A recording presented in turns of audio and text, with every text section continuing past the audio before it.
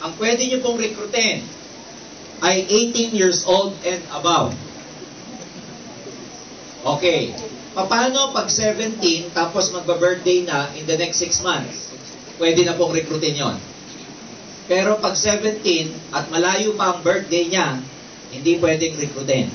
Provided, underage prospects or distributors can be sponsored provided meron silang parental consent. Maliwanag? Yes. Merong consent from the parents. Pag wala, hindi pwedeng mag-sign up. Maliwanag ba yun? Yes. Okay, kasi yun yung mga karaniwang tanong sa ating company policy. Pangalawa, ang husband and wife should be in the same group.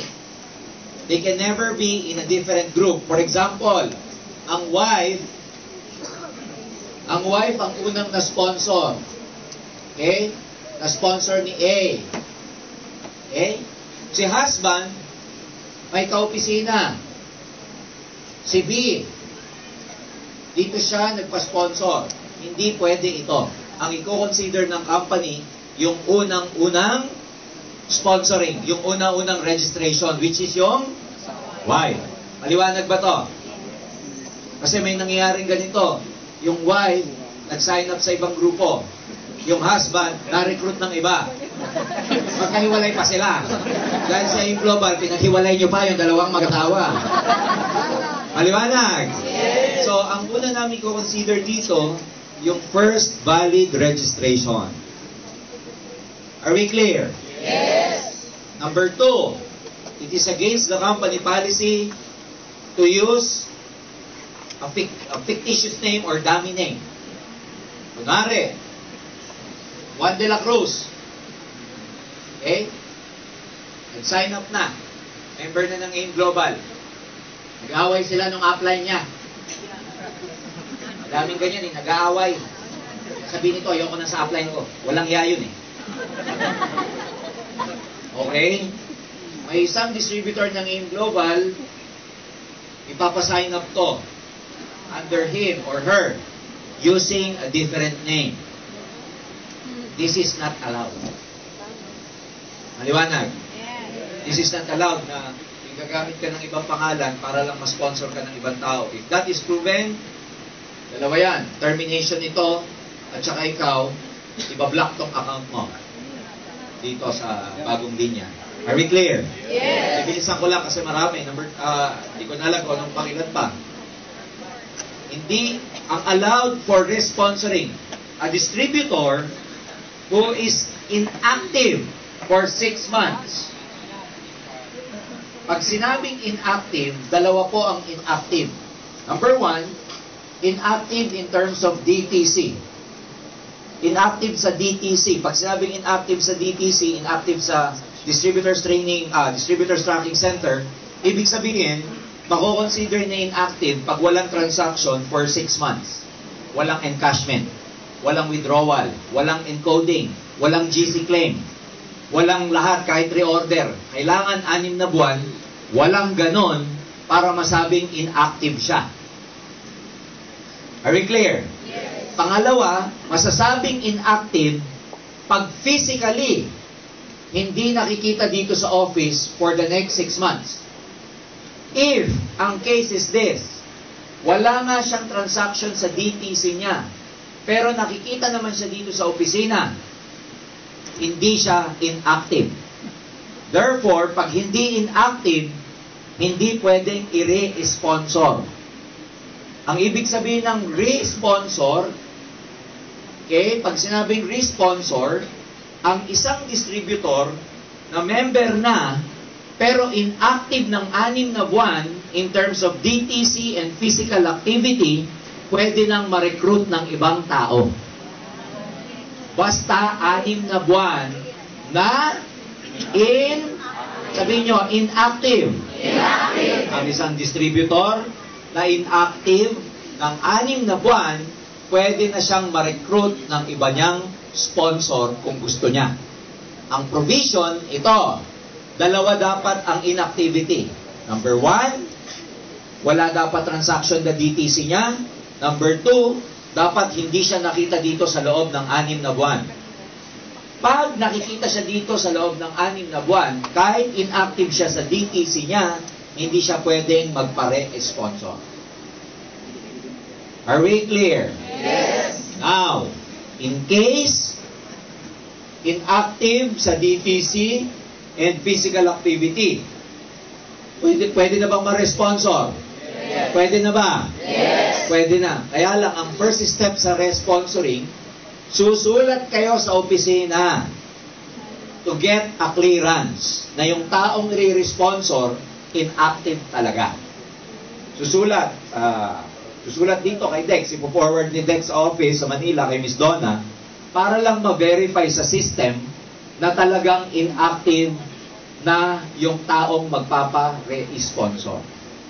Kasi ang mangyayari, pag cleared na siya, na inactive talaga siya, yung old account niya, ibablock na namin sa system yon kasi magkakaroon na siya ng panibagong account dahil re-sponsor distributor na siya.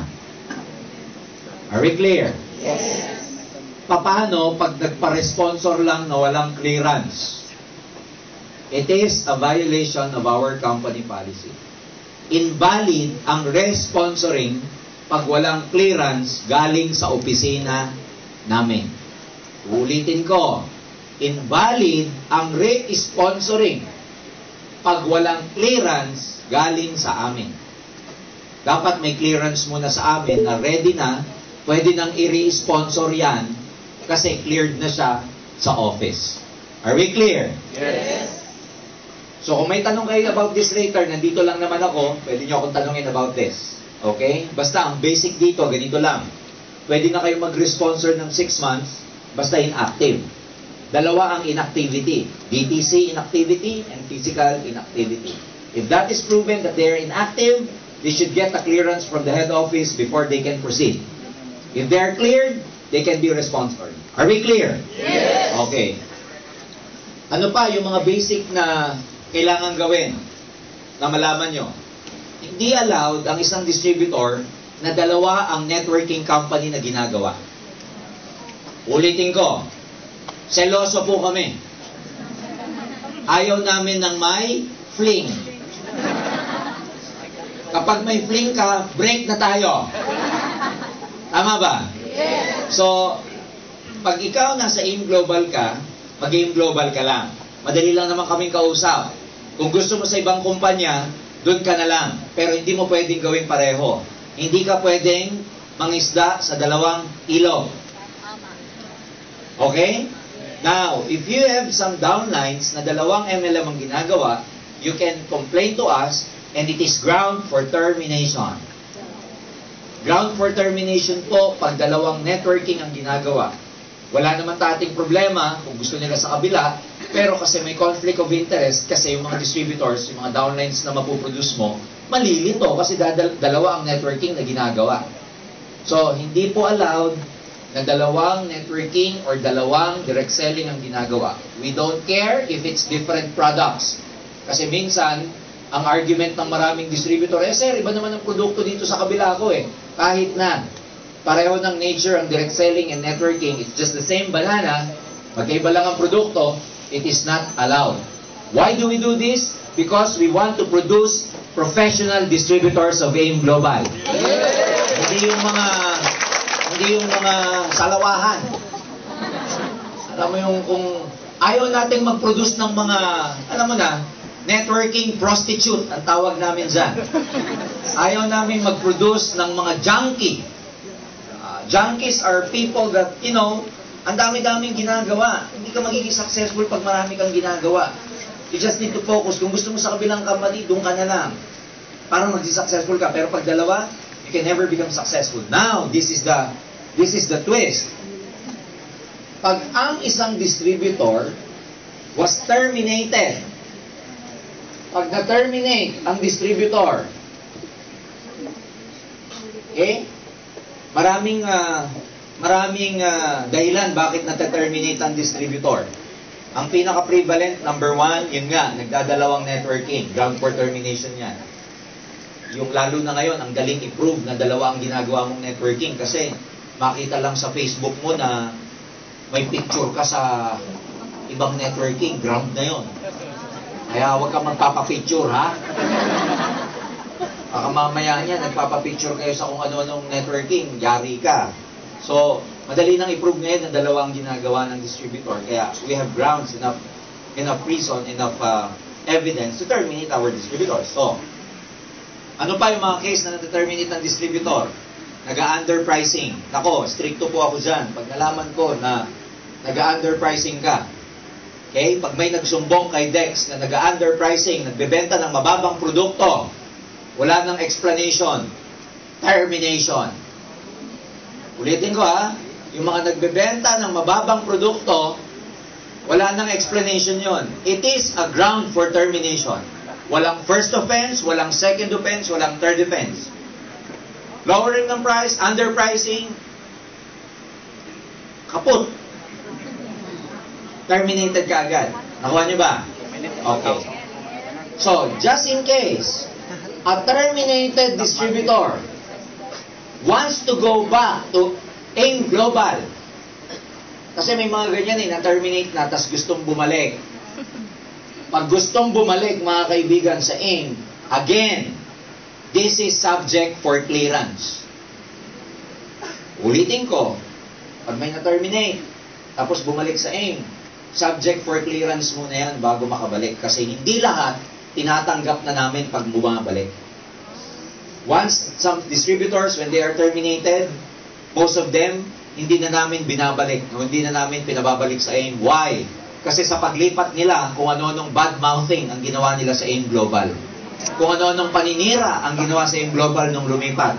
Kung ano-anong pagkuha ng tao na taga AIM Global nung lumipat siya. Ngayon, nung nalaman niyang mali siya, gusto niyang bumalik. Nakuha niyo ba? Ulitin ko, seloso kami. Pagka nagkaroon ka ng iba, doon ka na lang. We don't want you anymore. Ha? Are we clear? Yes! Kasi kaya natin ginagawa to para hindi po gayahin ng maraming mga tao. Kasi can you imagine the explanation behind it? Pag anong nangyari, pag may mga lumipat na distributor sa ibang company, they've been terminated here, tapos pinabalik lang at pwede naman pala, ganun din naman pala kadaling bumalik, di lahat iisipin na mag-join na lang tayo ng iba, total mabait naman ang AIM Global, tatanggapin pa rin tayo kahit na lumipat tayo sa iba. And we don't want to produce those kind of distributors because we want to produce professional distributors in this business. Kung sa ibang kumpanya pwede yun, I dare to tell you, ang AIM Global, iba ang level ng integrity ng kumpanyang ito. Kaya ayaw na i-tolerate yung mga ginagawa. Are we clear? Yes! Kaya, I hope that everyone is aware of these policies. Kasi pag any violation, ladies and gentlemen, may subject na ano yan, may subject na kaparusahan or penalty. Ang worst na penalty sa lahat, yung tinatawag na termination or blocking of account. Number 2, maraming ganito yan. Ano yung nababiolate dito? Itong 6 months policy. Pag alam yung member na, huwag nyo na pong recruitin. Ang sinasabi nating recruit, sa labas kayo mag-recruit, huwag kayo sa loob mag-recruit. Ha? Yung word na sulutan, ayan. We have to prevent that because we are one happy family. Number 2, dapat meron kang abundance mentality. Ang laki-laki ng market, bakit ka nanggagalaiti dun sa mga member na gusto mo pang recruitin? Napakakitig ng utak ng ganung members na, you know, the market is so big, the market is so huge, why do we have to recruit those people who are already members? So, hindi na kailangan mag-recruit sa loob. Kaya, yung mga distributors na gumagawa nito, taga nyo sa bato. Hindi lumalaki grupo ng mga yan at di umayaman sa yung global. Yes! Kaya, dito, hanapin yung mga recruit, yung mga hindi pa members, kasi yun ang gusto natin. Are we clear? Yes! Ayan. Ano pa yung mga madalas na nababiolate?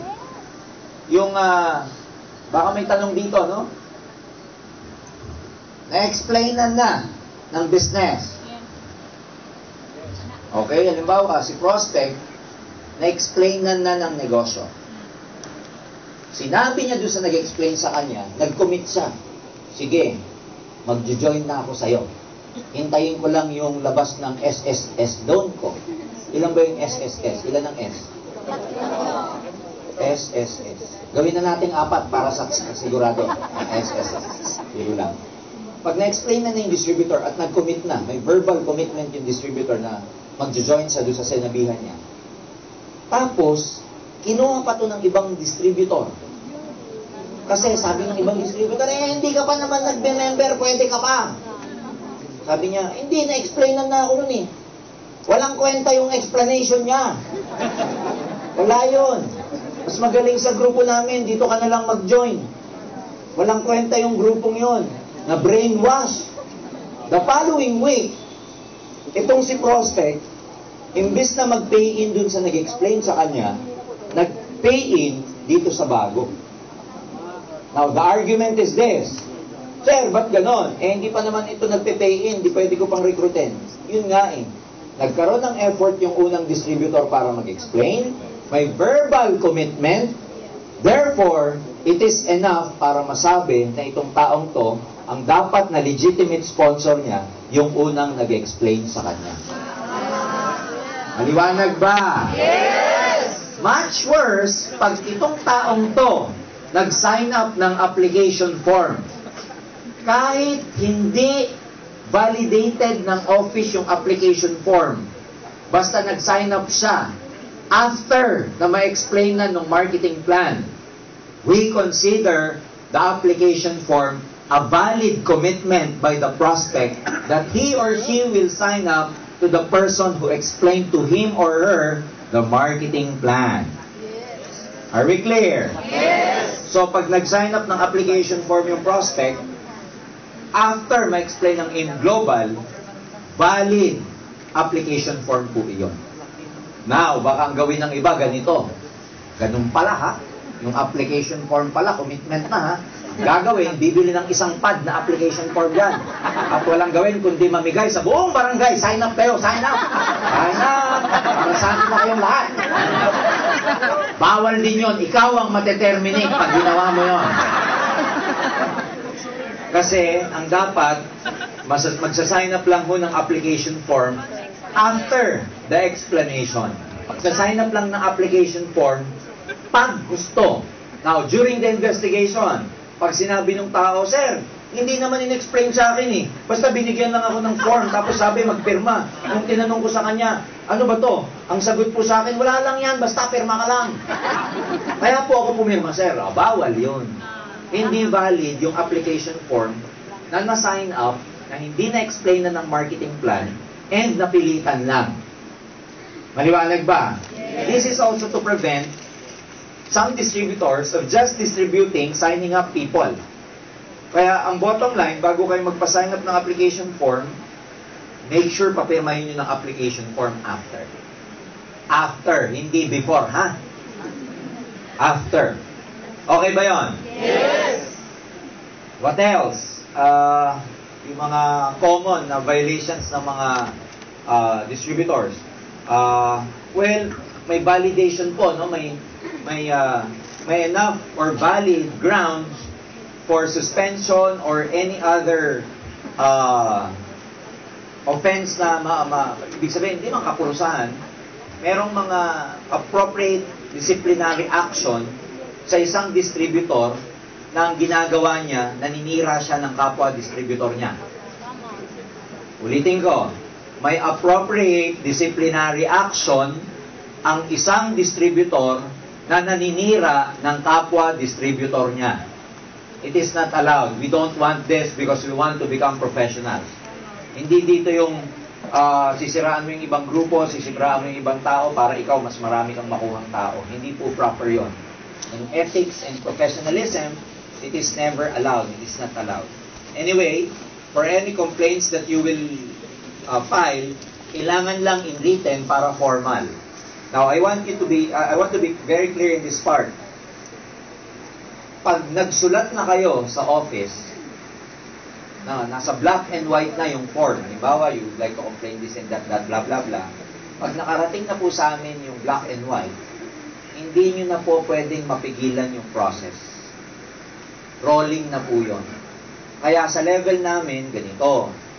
Hanggat maaari na pwede nyong ayusin na kayo-kayo, ayusin nyo.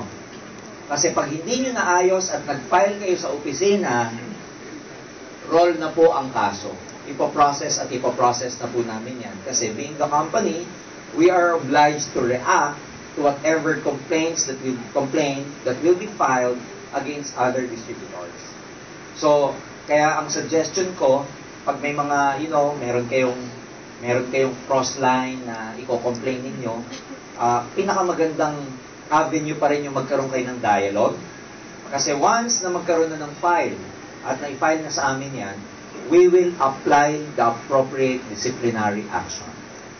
We will apply the appropriate company policies.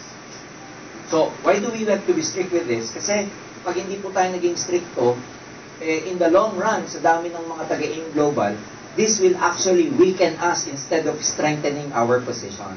So what we want to do is to strengthen the position of AIM Global in such a way na pag ginawa mo tong negosyong to, yung mga pangarap mo, siguradong matutupad mo kasi tatagal ang kumpanya dahil matibay po tayo. Gusto nyo bang tumibay ang AIM Global? Mas maganda yung environment na pag tinanong magkano ang C24/7, tayong lahat, ang benta natin, 1-2. Hindi yung maririnig mo, may nagbebenta ng C24/7, 600. Yes. Ang sarap itulak sa building ng mga yan. Galing doon sa penthouse, tas itulak. Diba? Mas maganda yung pagka may prospect ka na nakilala, sasabihin mo na, ay, member ka na ba? Kaninong grupo ka? Pag sinabi, kay ganitong grupo ako, maganda yung grupong yan. Tumuloy ka lang, okay yan. Basta dito sama-sama tayo, hindi importante magka-member tayo or magka-grupo tayo. Ang importante, nasa isang AIM Global tayo. Hindi yung pag may narinig kang may prospect, member ng ibang grupo, walang kwenta dyan. Alam mo, yung mga grupong yan, ako walang ginawa kundi mga manunulot yung mga grupong yan. Sisiraan mo yung grupong yon para lang ma-highlight na ikaw yung magaling. Huwag ganon. Di ba, mas maganda yung environment na kahit hindi tayo magkakagrupo, magkakasama tayo, hindi tayo nagkakasiraan, lahat tayo nagtutulong-tulong. Kasi ang tunay na kalaban natin, hindi nandito. Ang tunay na kalaban, nasa labas. Pag taga-AIM Global, kahit hindi mo kagrupo, kakampi mo at kapamilya mo yan, kahit anong mangyari. Tama ba yun? I'm sure meron dito. Can you imagine this? We understand na maraming mga distributors ng AIM Global. Can you imagine this na sila, i-give up nila yung work nila para mag-AIM? Some of them, ang layo ng uuwian, magsasakripisyo, hindi pa kumakain, and everything. Some of them, they do their best para ma-build ang network. Tapos may mga mangilan-ngilan na nag-violate ng company policy natin, napaka-unfair dun sa mga taong tama ang kanilang ginagawa sa pag-build ng grupo nila. Sa position ng company, para sa amin, yung one bad apple, kaysa makontaminate yung buong basket ng apple, we get rid of the rotten apple. Nakuha nyo ba? Yes. Kasi pag ang bulok na isama sa magaganda, pati yung maganda, mabubulok na. So, itapon na lang yung nabubulok para maproteksyonan yung mga magaganda. That's why we hope, ladies and gentlemen, that you can police and, you can be vigilant among your groups. You can have this discipline in your group. Sabihin nyo sa kanila na kailangan matibay ang AIM Global para tumagal yung company. Kaya ang gawin natin, magtulong-tulong tayo para pagsama-samahan nating i-implement at sundin kung ano yung nakalagay sa company policies. Kasi mga kaibigan, ang magpapatibay, ang isa sa mga bagay na lalong nag-strengthen sa atin at hindi tayo nagagaya sa ibang kumpanya is the fact that we are very, very strict in our company policies. Another obvious violation of the company policy is this. Yung isang distributor, okay? Yung isang distributor, ang ginagawa niya, although yung iba hindi pa masyadong alam to, ang ginagawa niya, nagpipinance siya ng mga downlines. Nagpipinance in terms of siya yung naglalabas ng pera para sa distributors niya. Tapos kung ano-anong pangalan ang ginagamit, ang tawag namin dyan, fictitious name or non-existing names para lang ma-perfect niya yung structure niya. Okay? Ang tawag dito, front-loading. Sa Tagalog, kamada. Hindi rin namin inaalaw dito. Okay? Ang gusto namin pagbibuild ng tao, yung nag-OPP ka, tapos pinapasign up mo. Hindi yung maglalabas ka ng pera para i-finance yung mga tao, tapos, kahit hindi sila mag-active, basta gagamitin lang yung pangalan para maisalpak sa grupo mo, hindi rin po allowed po yun. We have a system in our IT right now, dinidevelop namin ang IT ngayon, na nabibilang na ang mga araw ng mga lumalaro ng marketing plan natin. Yes. Your days are numbered. Yes. I'm telling you, your days are numbered. Very good. Kasi, maraming mga gumagawa ganito. Dahil hindi sila satisfied sa 7 heads natin na maximum, gumagawa ng iba't ibang pangalan para ma-maximize nila yung marketing plan natin. I'm sorry to tell you, but this is not allowed. So, yan ang kaya mapapansin nyo, we are getting more strict in terms of processing your BDO, in terms of processing yung mga pertinent documents na kailangan yung ipasa sa amin.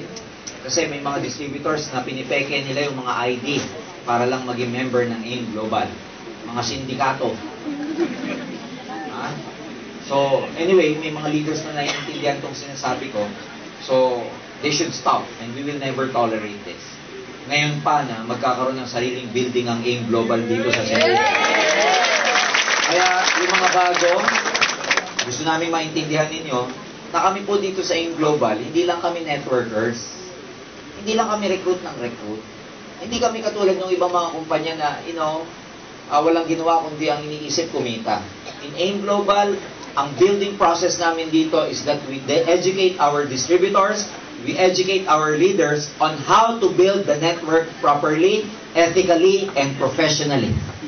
Kaya ang AIM Global, professional po ang mga networkers dito. May mga mangilan-ngilan who violates, but they do not represent the totality or entirety of our company. Kaya mga kaibigan, I hope na kayong mga nakaten ngayon sa mabilis na briefing natin about this topic, is kayo mismo dapat ang maging number 1 na taga-sunod. Kasi nakaka-disappoint yung some of you na makakarating sa lamesa ko, ang complaint is against you, nakaka-disappoint. Ladies and gentlemen, as I always say in my training, sa buhay, hindi lahat pera. Although sinasabi natin sa OPP, masarap ang may pera, tama ba? Masarap yumaman, tama ba? Pero let me tell you this, hindi lahat pera. Importante pera, masarap ang may pera, komportable pa buhay mo pag may pera. Ako, galing nga sa hirap, sabi ko sa inyo, sarap na may pera. But let me tell you this, after 18 years, believe me, hindi lahat sa mundo pera. Hindi lahat pera. And so, ba't ko sa inyo sinasabi to? Do not, ladies and gentlemen, do not compromise your values in pursuit of getting rich. Because to many people, in their pursuit to become successful financially, they compromise their values. Ako niyo ibig sabihin? Yes. Do not give up. Huwag mo i-give up yung mga character and values mo dahil lang sa kadalilanan na gusto mong kumita ng pera. Bottom line, ladies and gentlemen, bakit ba may nanunulot? Pera. Bakit ba may mga nagbabagsak ng presyo? Pera. Bakit may nangangamada? Pera. Bakit may naninira ng kapwa distributor? Pera. You know what I'm saying? Yes. Ang pera hindi masama. Money is a subjective matter. Depende sa tao yan. Kung ang pera, para sa'yo, is gagamitin mo para makatulong ng ibang tao, papaaral ng pamangkin mo, may raraos sa mga magulang mo sa hirap, magbibigay ka sa charity work, then money is good. If sa pagkakaroon mo ng pera, mas napapabuti ang mundo, then money is good. Pero in pursuit of getting money, of becoming rich or becoming successful financially, is marami ka namang masasagasaang tao.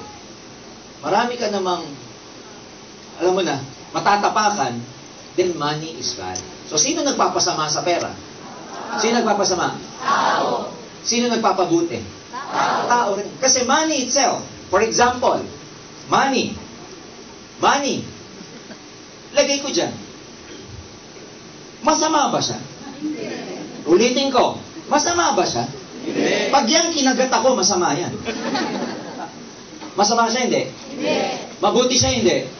Hindi rin. Wala. It is a neutral thing. Ang magpapasama sa kanya, yung umahawa. Yung nagdadala. Kaya uulitin ko, hindi pera. Do not compromise your values in pursuit of your goals. Do not become so greedy in pursuit of your goals. Sundin nyo ng tama yung marketing plan, sundin nyo ng tama yung company policies, hindi nyo kailangan mag-violate.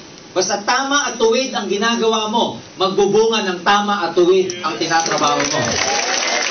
Ang dami ko sasabihin ko, leader, isang beses ko lang sasabihin, walang mabuting bunga ang masamang gawain.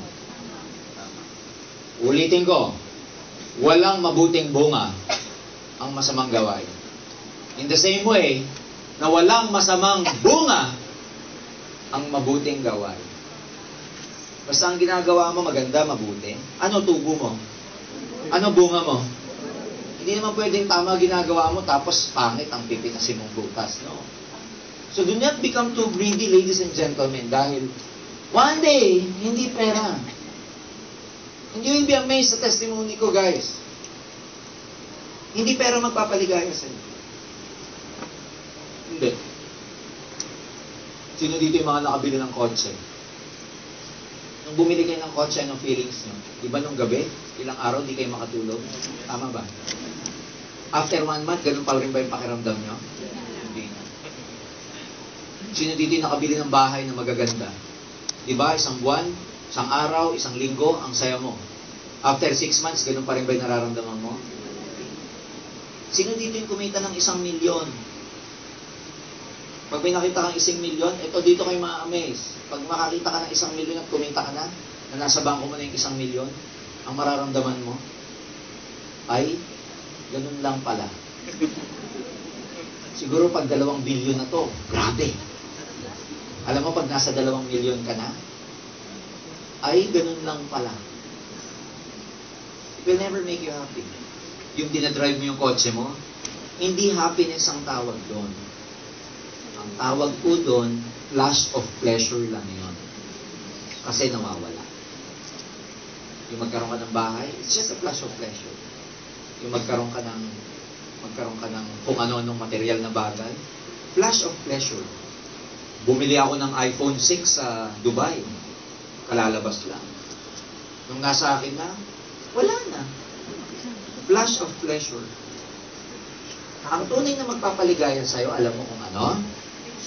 Ang tunay na ilan ba sa inyo dito, ilang tao dito, kailan kayo tumawa nung nagka-cramps na yung tiyan mo sa kakatawa? Kailan yung huling naramdaman yun? Sige nga. Sige nga, naalala nyo yun? Yung tawa ka ng tawa na sa sobrang tawa yung tiyan mo nagka-cramps na. Naalala nyo yung ganon? Yun ang mga tunay na kaligayahan. Nakita nyo ba? Yung makasama mo, yung downline mo, na nagpapasalamat sa'yo, niyayakap ka dahil sa'yo nagbago ang buhay niya, yun ang tunay na kaligayahan. Ang tunay na kaligayahan, alam mo, yung nakikita yung mga tao nagbago ang buhay. Ang tunay na kaligayahan, yung alam mo, naging instrument ka for good. In one way or the other. Ang tunay na kaligayahan, yung may na-impact ang buhay, kahit grupo mo o hindi, pero nagbago buhay dahil sa'yo. Yun ang tunay na kaligayahan. So you'll be amazed.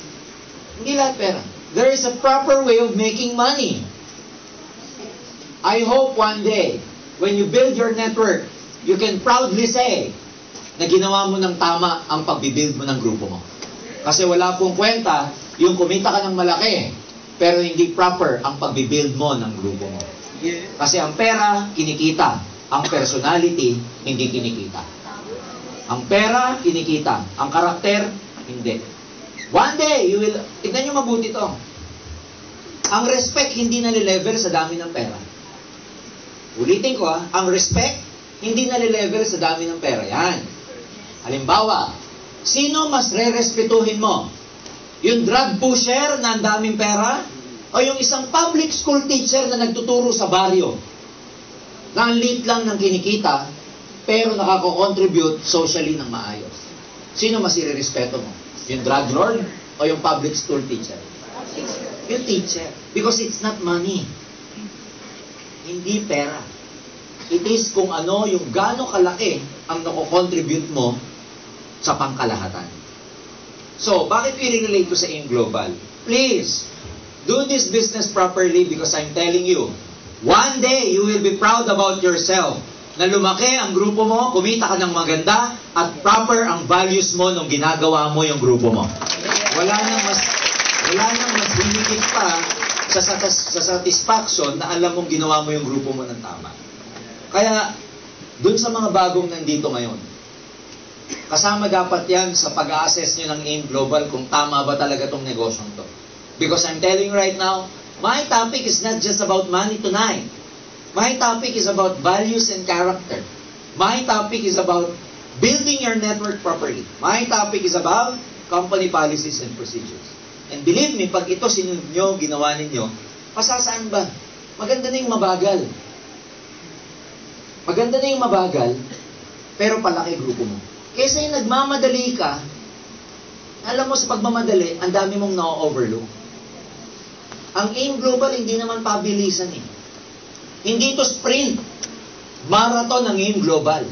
Kahit mabagal ka pa, basta tumuloy-tuloy ka lang, makakarating ka rin sa finish line. Hindi ito pabilisan. In our attempt, ladies and gentlemen, in our attempt na gusto natin maging mabilis ang pagkita, nako-compromise minsan yung values natin. Do not compromise, ladies and gentlemen. Do not, kumbaga parang ano yan eh, huwag mong i-give up yung proper values mo because of your goals. Mas importante ka pa din. Aanuin mo naman yung pagkita kung naging masamang tao ka naman. Handaan niyo yun. Money do not change people. May mga naririnig ako ganito eh. Sir, nagkaroon lang ng pera yan, lumaki na ang ulo. Hindi. Yung mga taong na masasabing lumaki na ulo nung nagkapera, dati nang malaki ulo ng mga yon, hindi lang lumalabas kasi wala pang pera. Because money, di ba nung sabi ni Robert Kiyosaki, money is a great magnifier. Kung ano ka, ima-magnify ka ng pera. Kaya yung mga magsasabing, damot niya, nagkapera lang. Hindi. Dati na pong madamot yun.